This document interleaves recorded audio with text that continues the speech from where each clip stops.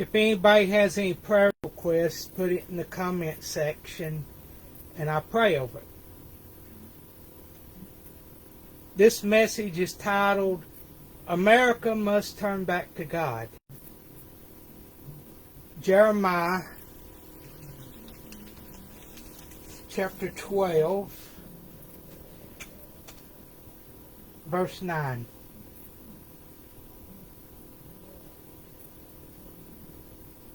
Mine heritage is unto me as a speckled bird. The birds round about are against her. Come ye assemble, all the beasts of the field, come to devour. Joshua chapter 24.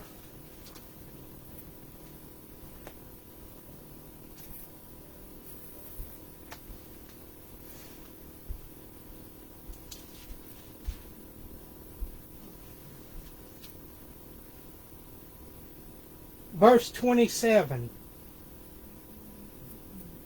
And Joshua said unto all the people, Behold, this stone shall be a witness unto us.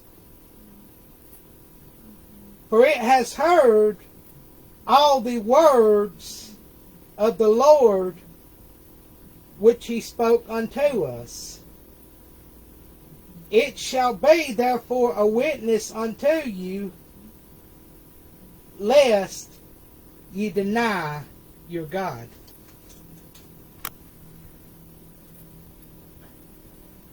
When early settlers, like the Pilgrims and Puritans, came to America, they did something very similar to what Joshua did. When they dedicated America to God.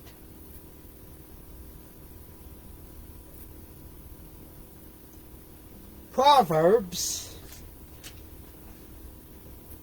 14,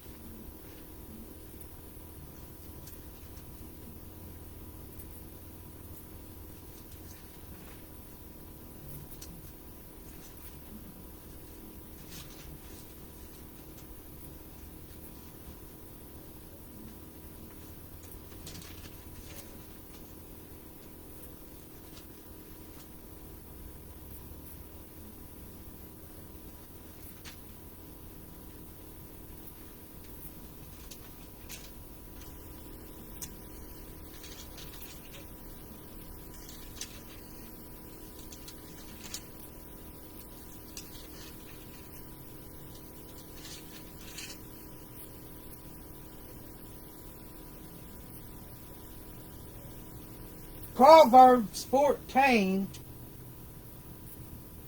verse 34. Righteousness exalteth the nation, but sin is a reproach to any people.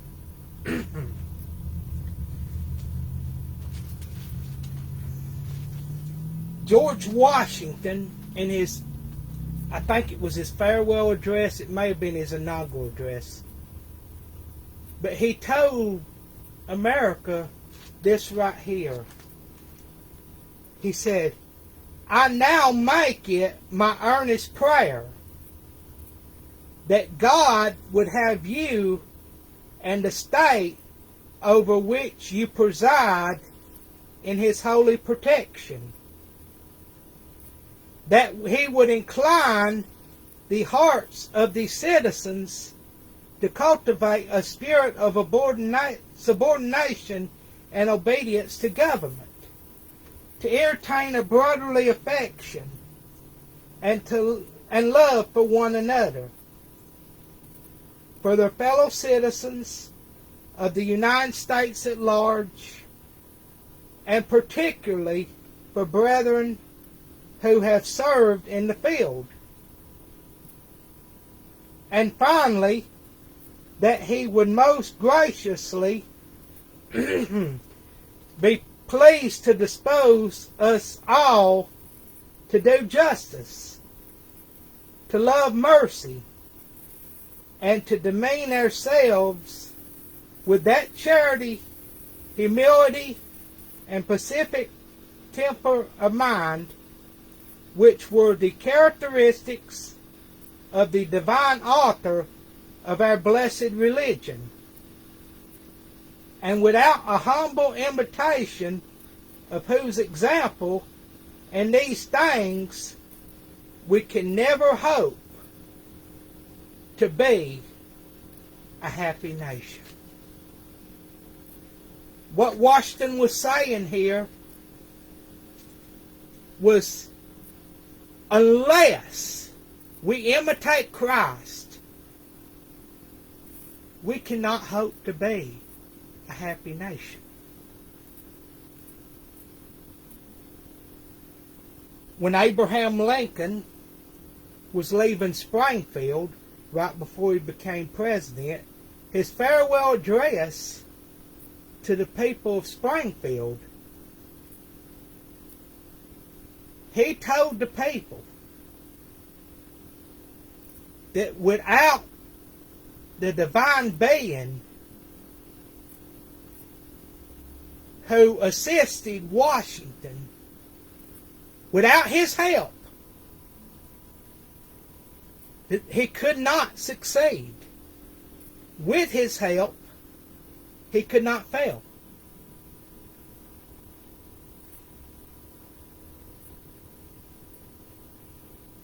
But today, they're trying to run the country without God. But if you look at our history, there was many times this country would not have stood without God's help. For example, George Washington himself had bullets that went through his clothes but did not hit him. When they had tried to kill him during the French and Indian War, which was before the Revolution. During the Revolution, they prayed for fog so the British could not see them coming. And God sent that fog. During the War of 1812, when Washington, D.C. had been set on fire, God sent a rain that put out a fire and knocked some of the buildings on top of the British.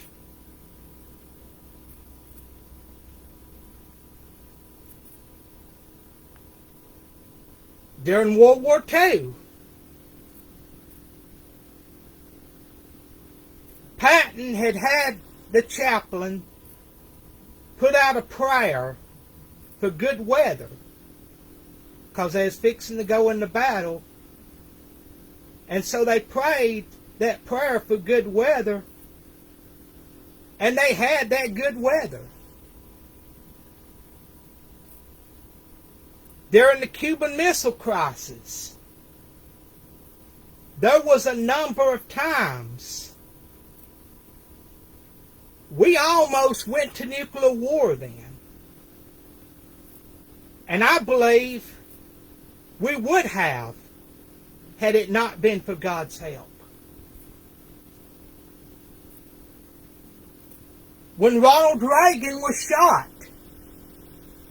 had he not been waving at the time he was shot, that bullet would have killed him.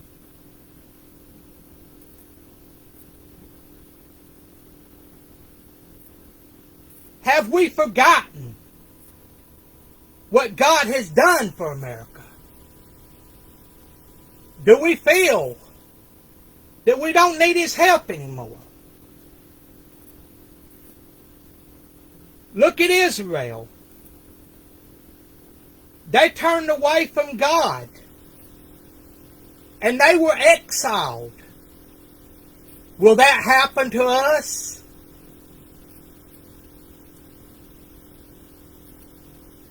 I'm going to leave you with Psalm 127, verse 1. Except the Lord build the house, they labor in vain that build it. Except the Lord keep the city, the watchman walketh, but in vain.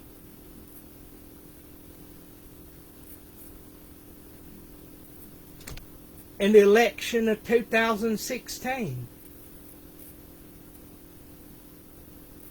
we seen signs everywhere that said, "Make America great again." The only way America will become great again is to turn back to God.